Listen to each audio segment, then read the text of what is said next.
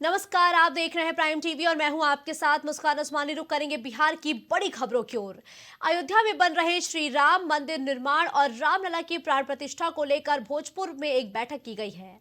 इस बैठक में कई चीजों पर विस्तृत चर्चा की गई है और बैठक में उपस्थित विश्व हिंदू परिषद पर्यवेक्षक सह बजरंग दल जिला संयोजक मोनू निराला ने कार्यक्रम की रूपरेखा पर चर्चा की है। इस दौरान बताया गया कि 500 वर्षों से पूर्वजों के संघर्ष से मंदिर निर्माण और रामलला के मंदिर में दर्शन का सौभाग्य मिल रहा है।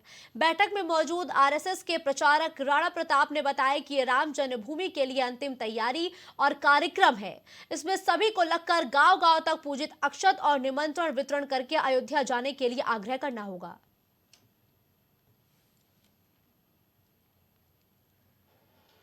आगामी लोकसभा चुनाव को लेकर अररिया प्रशासनिक तैयारियां भी तेज कर दी गई हैं, जहां फारबिसगंज में पदाधिकारी शैलजा पांडे के नेतृत्व में बीएलओ सुपरवाइजर की बैठक आयोजित की गई है और इस बैठक में मतदाता सूची पुनरीक्षण के कामकाज के साथ ही मृतक मतदाताओं को हटाने समेत कई कार्य को लेकर जरूरी दिशा निर्देश दिए गए हैं। इस बैठक में फारबिसगंज, भरगामा, नरपतगंज प्रखंड के ब्लू सुपरवाइजर मौजूद थे।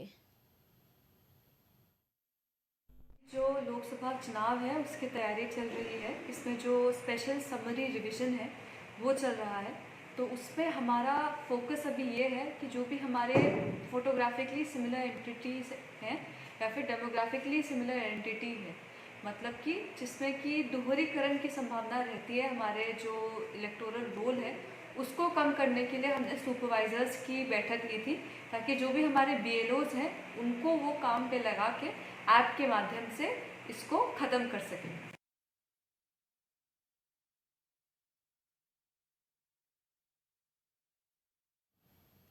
पटना में इंडिया गुट की बैठक में प्रधानमंत्री के पद के लिए जेडीयू के नेता नीतीश कुमार के नाम का राग अलाप रहे हैं।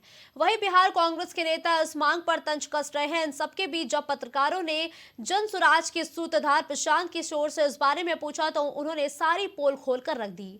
प्रशांत किशोर ने कहा कि बिहार के पार्टियों की क्या भूमिका हो सकती है, ये तो अपने मुंह मियां मिट्ठू बन रहे हैं। आरजेडी पर तंज कसते हुए प्रशांत किशोर ने कहा कि जिस पार्टी के लोकसभा में 0 सांसद हैं और वो बता रहे हैं कि देश का प्रधानमंत्री कौन होगा, ये है बड़बोलेपन। आपने कहा कि इंडिया में प्रधानमंत्री पद को लेकर रस्साकसी है। मेरे भाई, अभी तो इंडिया गठबंधन के 3-4 खाली बैठक हुई है, अभी तो कार्यक्रम तय नहीं हुआ, सीट एडजस्टमेंट तय नहीं हुआ, यही नहीं पता है कि वो लोग चुनाव कैसे लड़ेंगे, तो रस्साकसी क्या होना है। तो कॉमन सेंस की बात है। इंडिया गठबंधन में सबसे बड़ा दल कांग्रेस है, तो स्वाभाविक तौर पर उस दल इंडिया गठबंधन का नेतृत्व भी कांग्रेस के पास ही रहेगा। आप चाहे जितना हल्ला मचा लीजिए, सबसे बड़ा दल वहां कांग्रेस है, तो कांग्रेस को छोड़कर कोई दूसरा आदमी उसका नेतृत्व कैसे करने लगेगा। मान लीजिए कि कांग्रेस छोड़ भी दे तो दूसरा बड़ा दल टीएमसी है, वो छोड़ देगा तो तीसरा बड़ा दल डीएमके है।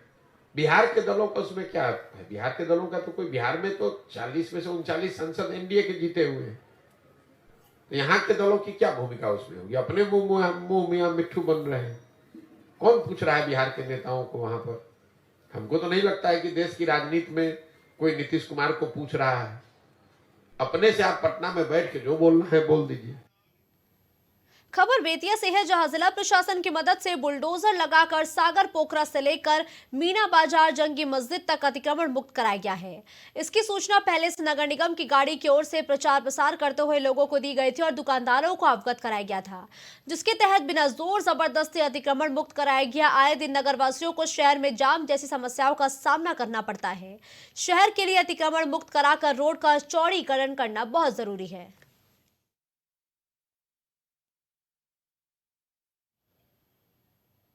अब खबर बाढ़ से है, जहां मोकामा पुलिस की स्पेशल टीम को बड़ी सफलता हाथ लगी है। गौरतलब है कि शराब माफियाओं पर नकेल लगाने के लिए मोकामा पुलिस लगातार छापेमारी अभियान चला रही है। इसी कड़ी में पुलिस ने मुखबिर की सूचना पर दिल्ली से ट्रेन के जरिए मोकामा लाई जा रही शराब की खेप को बरामद किया है। पुलिस ने सूचना के आधार पर रेलवे स्टेशन के पास से 3 युवकों को गिरफ्तार किया है और गिरफ्तार युवकों के पास से कुल 58 बोतल विदेशी शराब बरामद की गई है।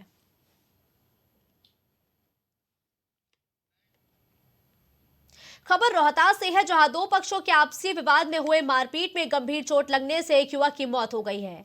दरअसल पिछले दो पक्षों में आपसी विवाद के साथ मारपीट हो गई थी। इस घटना में केदार राम के बेटे को चोट भी लग गई थी, जिसके बाद युवक को इलाज के लिए एक निजी क्लिनिक ले जाया गया, जहां उसकी मौत हो गई है। वही सूचना पर पहुंची पुलिस ने शव को कब्जे में लेकर पोस्टमार्टम के लिए भेज दिया है और मामले की जांच में जुट गई है।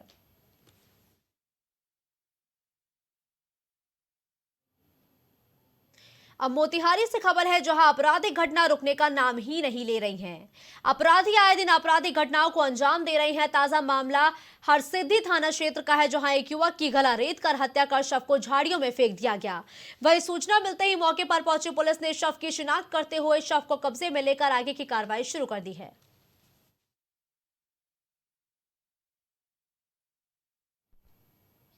मोतिहारी में मेडॉज हॉस्पिटल के सेंटर हेड सद्दाम मोहम्मद और प्रशिक्षित स्टाफ ने होटल रामसन प्लाजा में प्रेस कॉन्फ्रेंस की है।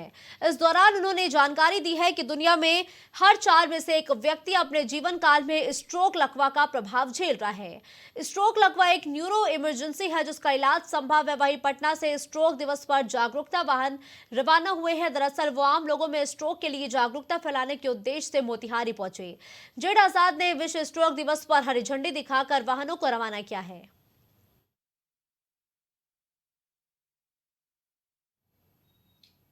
इस बुलेटिन में फिलहाल के लिए बस इतना ही। देश और दुनिया की तमाम बड़ी खबरों के लिए आप देखते रहिए प्राइम टीवी।